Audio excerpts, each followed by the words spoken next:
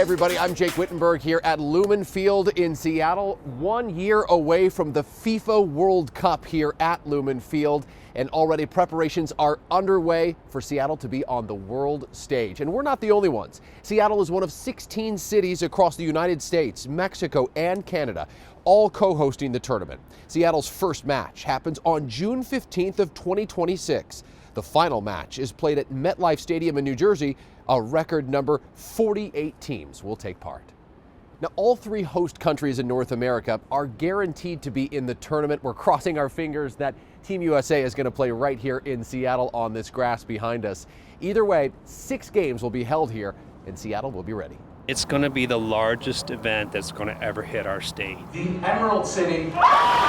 It's considered the biggest event to land in Seattle since the World's Fair in 1962. It's the biggest deal, right? It's the biggest deal that it can be in the sport of soccer, is if your city winds up being a host for the World Cup. The FIFA World Cup kicks off in June of 2026, and the payoff could be huge. We're looking at $929 million over that 3-week period. There are really millions of people coming, not just those who buy tickets, but there will be thousands of fans without tickets. They just want to be close to their team.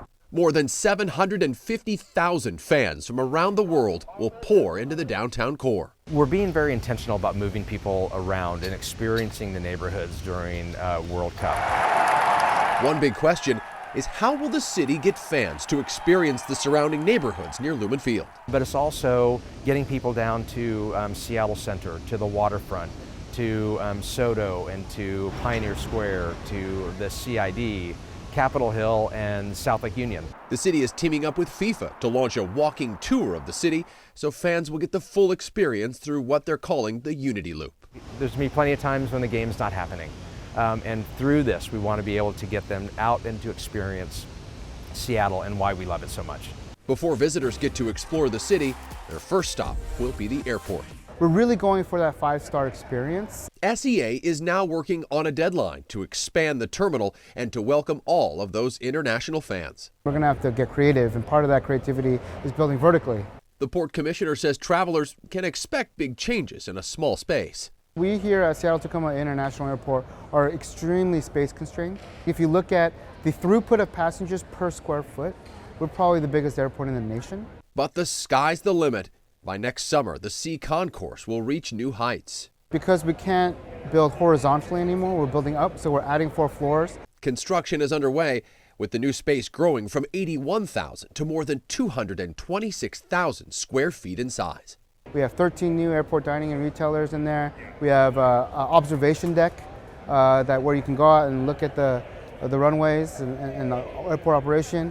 We're going to have sensory rooms, meditation rooms, a lot of amenities that we don't currently have at the airport. The airport has already added more options to get through security, and next year even more will be added just in time for the World Cup to begin. So you can expect 10.6 to be kind of that new modern tech-friendly version of check-in. And construction's expected to be wrapped up at baggage claim by game time too. So now all eyes are on 2026 when Seattle takes the spotlight at one of the biggest sporting events in the world. I just can't wait for our children to witness that, because right now the world is so divisive. So if there's any one impact, it's about how this community and how humanity can actually be united in a great way. Of course, one of the obvious changes you'll see here at Lumen Field, real grass for just the second time in the stadium's history. The FIFA has some of the highest playing standards in the world. It requires natural grass for soccer matches. This video shows crews laying down the flooring on that top turf, then putting that sod on top as well, all in preparation for the Club World Cup and for the FIFA games. They're going even bigger. We'll be building a different system, so it won't be the same as this. It will be a full profile with in-ground irrigation, etc., and things like that. But it will be natural grass that is synthetic reinforced. Lumen Field will be rebranded Seattle Stadium during the games to meet FIFA rules too. You know, the grass here isn't the only thing new. FIFA is launching new rules and new technology during the Club World Cup games that we could see next year as well. Here are some examples. Artificial intelligence is being used inside the soccer balls. Advanced semi-automated technology will alert the assistant referee when a player is over 10 centimeters offside. Under that amount will be decided by a video review. Also, for the first time, the review footage will replay in the stadium for fans to see, not just for TV viewers at home. And an exciting addition for fans, referees will wear eye-level cameras to give a better and unique view of the experience. Lumen Field was one of the stadiums that were able to test the new technology in June. We'll let you know if we hear about it coming next year. It'll be exciting to see soccer fans pack the stadium here at Lumen for the World Cup. And already hotel bookings are starting to take shape, and tourism experts say the economic wave is already building in the city. Here's King 5's Mimi Jung. From luxury hotels to boutique properties, hotels in Seattle are already courting soccer fans a year before the first World Cup match kicks off. We feel really blessed to be in a vibrant part of the city in South Lake Union, of where we're maybe one step away from the hustle and bustle of the CBD and all the activities that FIFA is going to put into that part of downtown. One Hotel Seattle is one of the newest properties to open up in the city, where sustainability is front and center. These are the carafes and glasses that we have in each room. From the filtered water in the rooms, We got 3 live plants in each room. to a living moss wall in the lobby, the hotel brings nature indoors and caters to guests who want an eco-conscious stay. We believe that in with the wood, out with the plastic is really the way to go. Seattle has nearly 16,000 hotel rooms, and summer occupancy usually hovers near 80% in June and July. But with 750,000 fans expected for the World Cup, tourism experts expect hotels to be nearly full next summer, which could mean big business for nearby communities like Bellevue.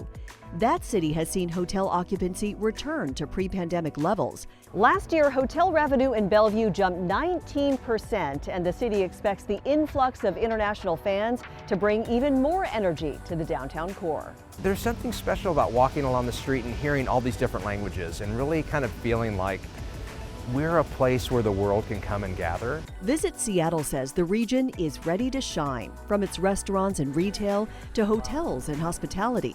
With iconic views of the Space Needle and perks like free courtesy rides to the stadium, One Hotel Seattle hopes to make an impression that lasts long after the final whistle blows. We're going to have a whole summer to practice and then ready for 26. We're going to find out in December which teams will be coming to Seattle to play in the World Cup, and that's when Visit Seattle says hotels will really be marketing to specific countries to draw as many international visitors as possible. Mimi Jung, King 5 News. Now, security is a big deal at events like this, and preparations have been underway for 2 years now to make sure fans here at the stadium and around Seattle enjoy the game safely. Here's King 5's Farah Jadrin. I spoke to the chief security officer for FIFA World Cup 2026 play here in Seattle, a former SPD chief. He told me fans will see police, private security ambassadors, and volunteers.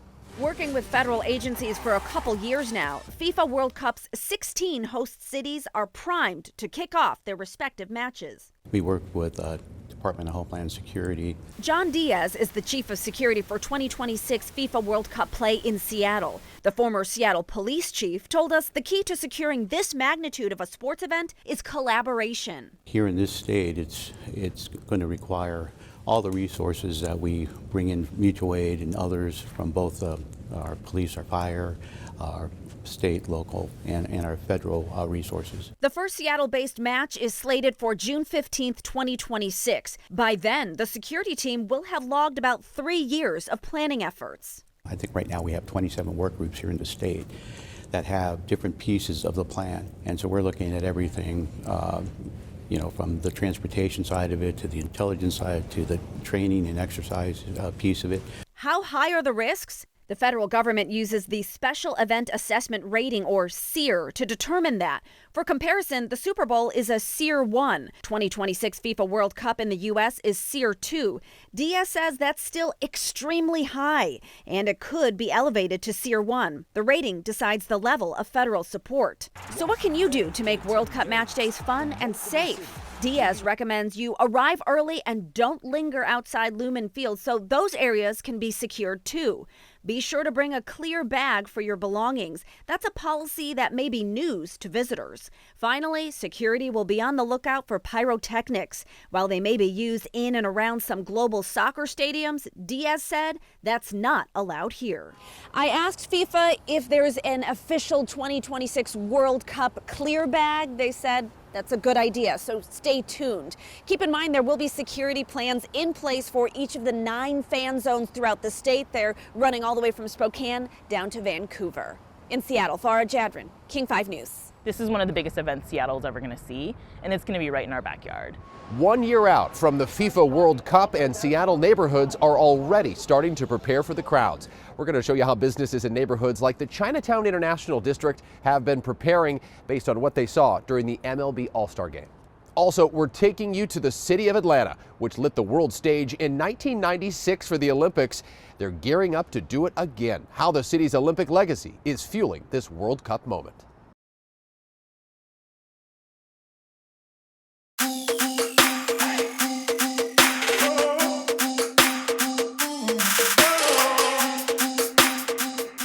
Seattle neighborhoods know that preparations for a massive event like the World Cup have to start early. King 5's Drew Andre shows us how the Seattle Chinatown International District is preparing now. Next summer's World Cup is projected to draw 750,000 fans from around the world right here to Seattle. The CID is just 4 blocks away from the stadium. But the last major sporting event that was here in Seattle, MLB All-Star Weekend 2023, was a major bust for these businesses. This is one of the biggest events Seattle's ever going to see, and it's going to be right in our backyard. The Chinatown International District has 400 businesses and thousands of people living in the neighborhood. There's no doubt next June soccer fans will flood into downtown for the World Cup. But where they decide to spend their money is still not clear. We have excitement, we also have concerns. Concerns because when the 2023 MLB All-Star Game came to Seattle, the preparation from businesses in Pioneer Square and the CID was met with disappointment. I think everyone's business has been affected by this All-Star Weekend in a negative way, surprisingly. When it didn't materialize, it was definitely a disappointment. Restaurants beefed up food production. Shops added inventory. Right in the heart of the CID, the boutique Siren said they saw crowds outside. But no one was coming indoors. Business leaders in Seattle are adamant this can't happen during the World Cup. This next year for us, what's really going to be key is communication. Leaders from the CID and other neighborhoods have been working with FIFA's local organizing committee for 2 years. In the CID, they've done surveys and information sessions with businesses to brainstorm how to attract the crowds inside. A lot of the times, events like this happen to them and not maybe with them in mind. Neighborhood leaders are planning activations, like hosted watch parties and booths set up to draw crowds to their neighborhood. Business owners are voicing the need for sanitation plans, safety plans, and parking plans for everything to go smoothly. This time we're actually talking to the other businesses in our neighborhood, and if we can all put our brainstorm and put our ideas together, at least we can, as a collective, highlight our area and create our own promotions if our needs are being met. Each neighborhood near the stadium has now hired a World Cup neighborhood liaison. It will be someone's full-time job over the course of the next year to make sure resources are being directed into better helping businesses and attracting fans to this area. In Seattle, I'm Drew Andre, King 5 News. Another co-host city for the games is Houston, Texas. KHOU's Amanda Henderson shows us how Space City is preparing too. Reminders of the 2026 FIFA World Cup are everywhere, whether it's ceramic soccer balls or decorations at local businesses. Do you have a favorite player that you're hoping will come to Houston, or a team? I do. You don't want to jinx it? I don't want to jinx anything yet. One thing Timothy Contreras with Pitch 25 won't jinx: the fans and their money. In a study done by FIFA, the U.S. is on track to receive $6.4 billion from tourists. Financially, this is a big deal for businesses out here.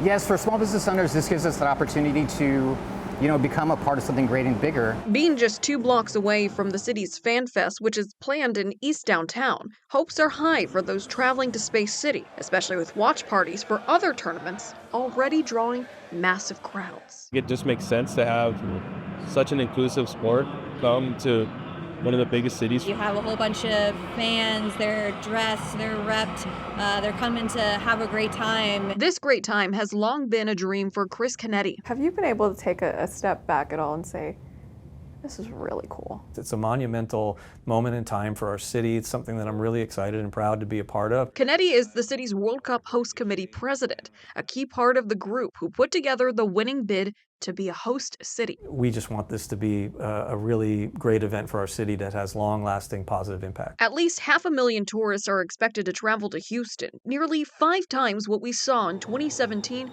during the Super Bowl. We're going to have 7 matches over the course of 5.5 weeks. So it's very easy to see, when you put it that way, how the economic impact could be in the $1.5 billion range. But ahead of the games, money needs to be spent to be ready, like here at NRG Stadium, where games will be hosted. The good news, you will not pay additional taxes for FIFA-related changes. Canetti noting they're expecting to be reimbursed through a state program and possibly federally as well. We hold the contract with FIFA. It is our job and responsibility to deliver that contract. We take on all the expenses, and it's our job to make sure that those expenses are covered. Hoping the money spent now will bring businesses what they need. We're a year out, but still a year is just right around the corner for us. So we have no idea what teams will play here in Houston, but who plays here could impact how many people descend upon the city and how much money businesses can make. I can tell you though, FIFA predicts that hotels will be booked out and be at an all-time high for host cities. And don't forget, Atlanta, Georgia is going to play host for the FIFA World Cup in 2026. They're used to big events like this. They hosted the 1996 Olympic Games. It was by the grace of God and by your racial harmony that you all won this bid. And don't forget it. Atlanta has been chasing big dreams for decades, and in '96, it scored with the Olympics. The 1996 Summer Games changed everything from Centennial Park to MARTA expansions, and Ambassador Andrew Young was at the center of it all. We had a great team of citizens that were as proud of Atlanta as any of us, and they were determined to make everybody else equally as thrilled. That team, led by Young, Billy Payne, and Maynard Jackson, turned vision into infrastructure, building new venues, expanding Hartselle Airport, and reimagining downtown. Now, nearly 30 years later, Atlanta is ready for another global spotlight, the 2026 FIFA World Cup. Mercedes-Benz Stadium is almost perfect venue for the World Cup. One, it looks like it's world class. It's a fabulous design. But the other thing is, the Gulch is being developed very rapidly. And there will be other hotels, there will be shops. There'll almost be a new center city. From the past to the future, the city is working to uplift communities through soccer. It's important to contribute as well to the social life of the city, and as such we give a contribution of $1 million for the city to build maybe some mini soccer pitches for children in areas where they are most needed. Get ready, because you were gonna see something that you ain't never seen before. For Mayor Andre Dickens, hosting the World Cup is more than just bragging rights. Atlanta is a soccer town. FIFA figured that out, and we are excited, and now the international world knows that we are an international soccer town. Ambassador Young says Atlanta has been playing the long game ever since the Olympic flame was lit in '96. And in 2026, we will score the ultimate goal as the city counts down to kickoff. I think we're going to find that Atlanta is very well prepared. In fact, I don't know a city in the world that's as well prepared as metropolitan Atlanta. For a closer look, I'm Aisha Howard. Back here in Seattle, the light rail is expected to be fully complete before the World Cup games. Coming up next, we'll show you how local transit leaders are making sure traffic flows smoothly.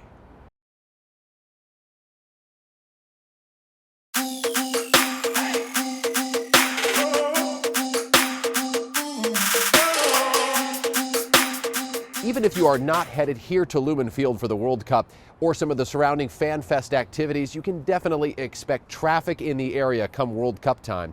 King 5 Shantae Sumter has a look at some of the projects and preparations underway to get people here swiftly. I'm here at the stadium station where trains like these will be bringing fans over so they can walk to Lumen Field. Since FIFA announced games happening here in Seattle, local transportation agencies have been coordinating to be prepared to handle these crowds. In just under a year, fans from around the world will be flooding into Seattle for the FIFA World Cup, and moving them around the city is a massive undertaking. The All-Star game was great. This is going to be on a level 3, 4, 10 times higher. The Swifties and our Queen Bee folks, they came down, is going to be larger than that. King County Metro is teaming up with other transit agencies to make sure fans can move smoothly across the region. The biggest focus, seamless connections to light rail, which should be ready to go for 2026. So we're going to have access from the north, access from the east, and we should have access from as far away as Federal Way. Sound Transit says the Federal Way light rail extension should be open in early 2026. But one big question looms. Will those trains be ready to carry fans across Lake Washington? After several delays, David Jackson says that's the plan. We'll know more as we continue to test the trains on the bridge this coming summer. He says there's no backup plan if things fall behind. The agency is calling the FIFA Club World Cup, underway now, a stress test. We're hoping to apply lessons learned in June of 2025 to next summer in 2026. WashDOT plans to activate its emergency operations center during the tournament and limit major construction to keep traffic flowing. We want to keep down the amount of work that we're doing so that the roads are open, not just for the matches in Seattle, but we've got matches up in Vancouver as well, and we think that there'll be a lot of people traveling between those two sites.